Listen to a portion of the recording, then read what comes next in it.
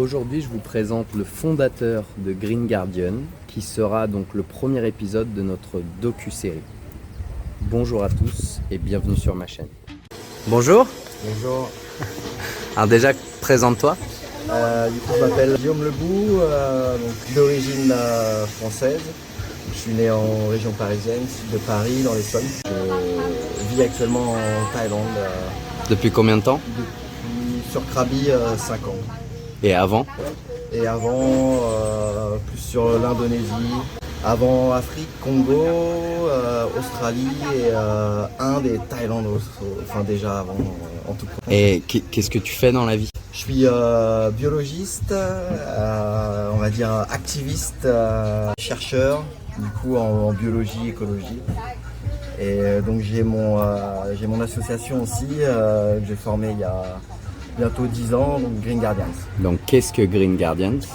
J'ai fondé Green Guardians au début, quand j'étais en France du coup, donc j'habitais dans un petit village où on avait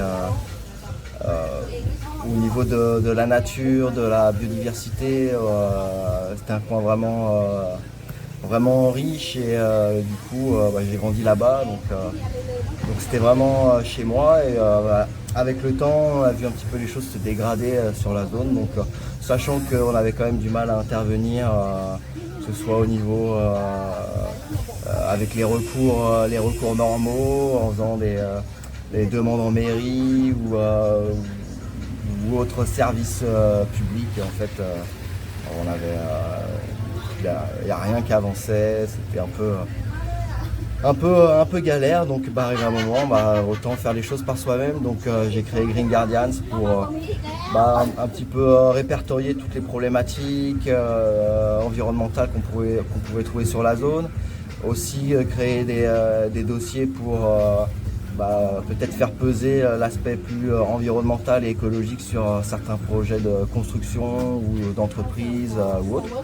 Donc oui, on a réussi à faire annuler certains projets et donc voilà. Donc après je suis parti de France parce que les relations en France devenaient très compliquées. En fait on a l'impression que quand on veut bien faire les choses, on nous met de plus en plus de bâtons dans les roues. Il y a vraiment deux facettes dans la vie où les gens qui veulent vraiment faire avancer les choses, améliorer les choses, pour eux, pour les autres aussi, et d'autres qui essaient d'en profiter, quoi. Qui sont vraiment dans le profit, dans l'avidité, dans l'intérêt, dans la cupidité, peu importe les et conséquences. En fait ça les rend très mauvais.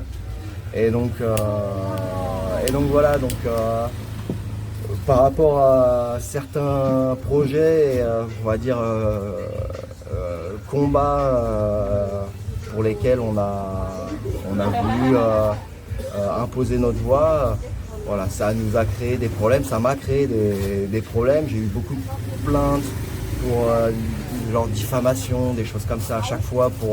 C'est vraiment pour nous emmerder, surtout qu'on n'a pas de moyens, donc ça passe en justice, donc beaucoup de frais, beaucoup de stress. Donc arrivé un moment, pas les épaules. Ouais, je sentais un petit peu la limite arriver où j'étais, et j'ai eu l'opportunité de pouvoir du coup développer des projets, notamment de recherche à l'étranger, avec d'autres contraintes, mais plus de facilité au niveau de la mise en place des projets et de l'aboutissement des projets. Et donc voilà, donc j'ai préféré arriver à un moment m'éloigner de la France. À la base, c'était pour juste quelques temps refaire un peu le point, et finalement quand on commence des projets quand même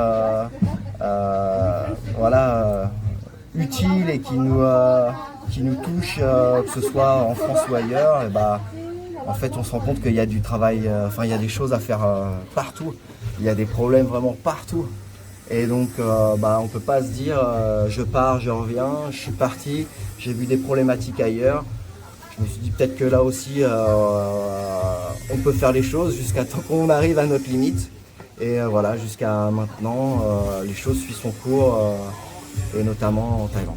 Et tu travailles sur quoi du coup en Thaïlande? À la base, c'était sur la connectivité des écosystèmes qu'on pouvait trouver localement, donc que ce soit de la forêt tropicale, mangroves, les herbiers marins et les coraux. Et c'est vrai que là, on va dire par rapport à la charge de travail qu'on a à faire, on s'est vraiment fixé sur le milieu côtier et marin.